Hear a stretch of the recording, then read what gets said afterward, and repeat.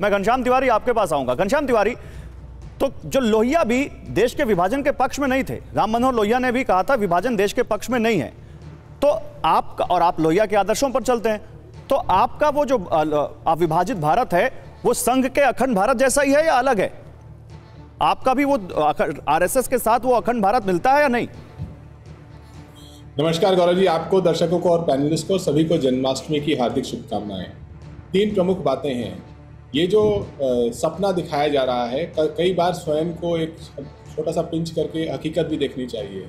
अभी जो भारत है हमारा, उसमें संसद चल रही है कि नहीं चल रही है। एक विशेष सत्र बुलाया गया है जिसका एजेंडा यहाँ बैठे किसी भी व्यक्ति को नहीं पता है, जो कि हमारे लोकतंत्र का मजाक उड़ाया जा रहा है कि हम इतने बड़े लोकतंत्र, जीवंत लोकतंत्र में एजेंडा भी सरकार नहीं बताने की जहमत नहीं समझती है। मणिपुर जल रहा है, प्रधानमंत्री को अविश्वास प्रस्ताव इसलिए पेश करना पड़ा कि मणिपुर जा नहीं पाए, मणिपुर के बारे में कुछ कह नहीं पाए, और आज भी उसके ऊपर घड़ियाली आंसू बहाएंगे। पूरे देश को लगभग 9 साल से प्रतिदिन हिंदू मुस्लिम बहस करा करके टीवी के माध्यम से और अपनी चहेती मीडिया के माध्यम से भारतीय जनता पार्टी और संघ जो कि एकजुट हैं, उन्होंने देश को बांटने की कोशिश की, हर मोहल्ले बस्ती को बांटने की कोशिश की। देश ने लिंचिंग देखी, देश ने हर तरीके का प्रोपेगेंडा देखा। जैसे ही इंडिया अलायंस बना, देश ने देखा कि भारत वर्सेस इंडिया भी अभी लोग बांटने लगे। इनके सांसद कहते हैं कि इंडिया अभी ने गाली लगती है। तो ये जो संघ प्रमुख कह रहे हैं, ये वर्तमान को की तरफ आंखें मूंद करके लोगों को बेवकूफ बनाने का एक नया जुमला छेड़ा जा रहा है, जो महात्मा गांधी अपने त्याग से नहीं कर पाए, जिनके हत्यारे इसी संघ से जुड़े हुए लोग थे, इसी संघ से शिक्षा लोग थे। घनश्याम तिवारी, मैं एक छोटा सा सवाल मैंने आपसे पूछा था, आपने तमाम बातें बोली, मैंने आपको बीच में नहीं टोका। आपका जो अविभाजित भारत है, या लोहिया जी का जो अविभाजित भारत है, वो आरएसएस के अखंड भारत से के जैसा ही है या कुछ अलग है? मैंने ये पूछा था, मैंने आपको बीच में नहीं टोका। आप प्लीज आप मेरे इस सवाल पर बिल्कुल स्पेसिफिक आंसर दीजिएगा। एक शब्द है ऑक्सीमोरॉन। हाँ, ना आपको लोहिया जी का अविभाजित अखंड भारत पता है, ना आपको संघ का अखंड भारत पता है, लेकिन आपने सवाल जोड़ दिया। नहीं, मुझे पता है, मुझे दोनों पता है। मुझे, हाँ, मैं बताता हूँ। नहीं, आप रुकिए, मैं आपको बताता हूँ। आपने आरोप लगाया, आप जवाब दीजिए। आपने आरोप लगाया, मुझे संघ का भी अखंड भारत पता है और लोहिया जी का भी अविभाजित भारत पता है।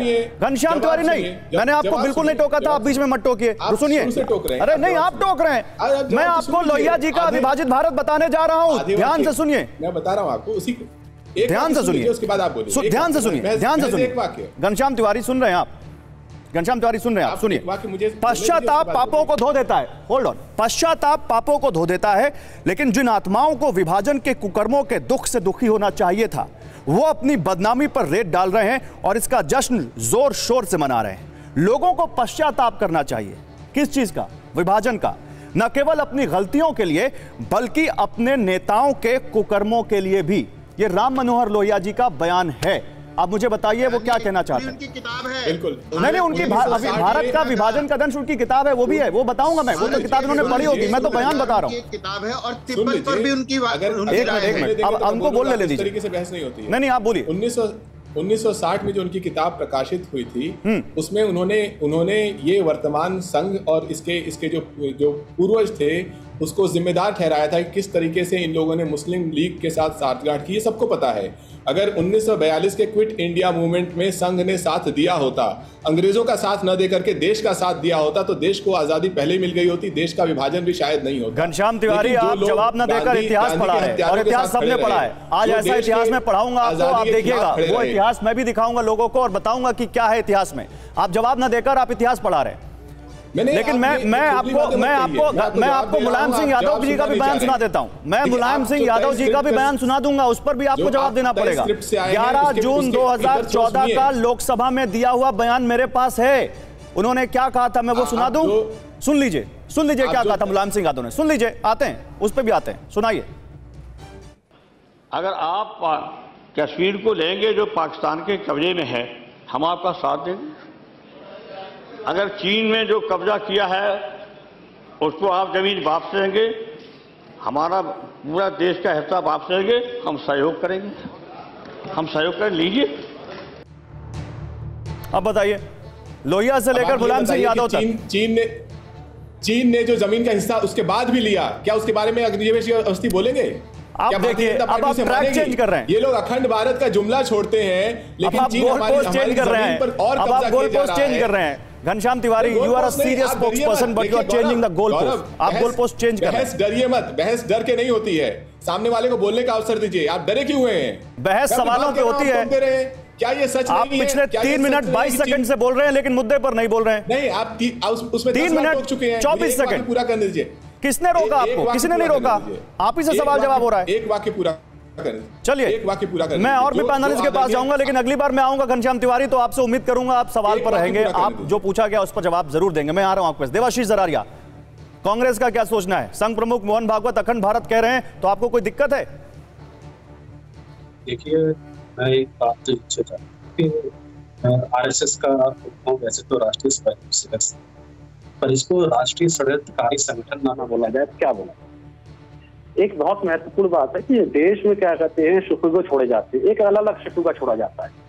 अभी हाल में हमने देखा कि एक शिकूगा छोड़ा गया कि पार्लियामेंट इलेक्शन पहले हो सकते हैं, विधानसभा चुनाव के साथ जो 5 राज्यों के चुनाव उनके साथ हो सकते हैं, और एक राष्ट्र और एक चुनाव का शिकूगा छेड़ दिया। ठीक है, उसके बाद निकले गए, उसके बाद शिकूगा चढ़ा कि यार अब क्या कहते हैं, इंडिया का नाम ही चेंज करते हैं, अलायंस को देखकर, इंडिया अलायंस को देख इंडिया का नाम ही चेंज कर देते हैं। अब उसके बाद क्या शिकूगा चढ़ा गया कि यार एक काम करते हैं, यार अखंड भारत की बात करते हैं। ठीक है, तो आरएसएस का एक प्रोटोकॉल है, आरएसएस का एक काम है, राष्ट्र में उसको काम करने के आइडिया है, उसको थ्रो ऑफ कर देते हैं और फिर देखते हैं यार कि देश देश से बहस क्या हो रही है, इस पर क्या, ये कोई चर्चा का विषय नहीं है। और ये जो प्रैक्टिकल है, जो देश है और जो लोग हैं, उनको इतना बेवकूफ मत समझिए। कोई भी इतना बेवकूफ नहीं है जो इन बयानों की हकीकत नहीं जानता। आरएसएस अखंड भारत के बारे में आज से चिल्ला रही है, अखंड भारत के बारे में कब से चिल्ला रही है, जब से आरएसएस गठन हुआ है। और उसके बाद भी 2 नेशन। अरे मैं तो उन दलों की बात कर रहा हूं जो आपके इंडिया में है, मैं तो उन दलों की बात कर रहा हूं जो आपके इंडिया में है। वहां भी कॉमन मिनिमम प्रोग्राम आ जाएगा क्या? जी बिल्कुल, सब आ जाएगा, सब आ जाएगा। नहीं, सब आ जाएगा मतलब क्या? क्या अखंड भारत आ जाएगा? उनके एजेंडे से जो अखंड भारत है वो आपके कॉमन मिनिमम प्रोग्राम में आ जाएगा? ये अखंड भारत है क्या, मुझे बताइए ना। अखंड भारत का क्या कहते हैं, झंडा क्या है? अखंड भारत की क्या कहते हैं, पृष्ठभूमि क्या होगी? क्या वो एक सेक्युलर स्टेट रहेगा क्या? अखंड भारत को ये तो बोलते हैं हिंदू राष्ट्र बनाएंगे। जब अखंड राष्ट्र हिंदू राष्ट्र होगा तो इसमें जो मुस्लिम स्टेट्स होंगे तो उनका धर्म परिवर्तन बहुत बढ़िया, क्या? बहुत बढ़िया, है ना? बहुत अच्छे सवाल उठाए। मेरे मन में सवाल उठाए थे, वो सवाल आपने नहीं तो मैं सब बता, आपने उठा दिए। बिल्कुल, देवाशीष जरारिया आपने उठा दिया। मैं जनरल साहब के पास जाऊंगा। ओके, देवाशीष जरारिया, मैं आता हूं, जनरल साहब के पास जाऊंगा। जनरल साहब, आप तो एक मिलिट्री एक्सपर्ट हैं, स्ट्रैटेजी एक्सपर्ट हैं, पॉलिटिक्स हो रही है सर। आप बताइए सर, ये जो कह रहे हैं संघ प्रमुख कि सोच लो तो बन जाएगा, सोच के बन जाएगा सर अखंड भारत? कैसे बनेगा ये अखंड भारत सर?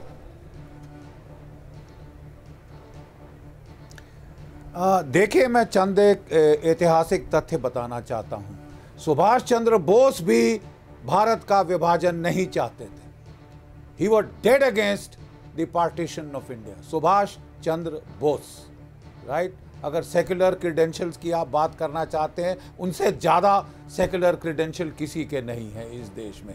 नंबर 1, जो बात आरएसएस प्रमुख जी ने की है, देखिए वो एक सिविलाइजेशनल यूनिटी की बात कर रहे हैं। प्रॉब्लम क्यों, इसकी उम्मीद इसलिए जगी है कि जो साउथ एशियन भूभाग है उसमें केवल 3 देश हैं जो आर्थिक दृष्टि से समृद्ध हैं, भारत, भूटान, बांग्लादेश। तीनों बी से शुरू होते हैं, ठीक है? और बाकी जगह तो अनर्थ हो रहा है।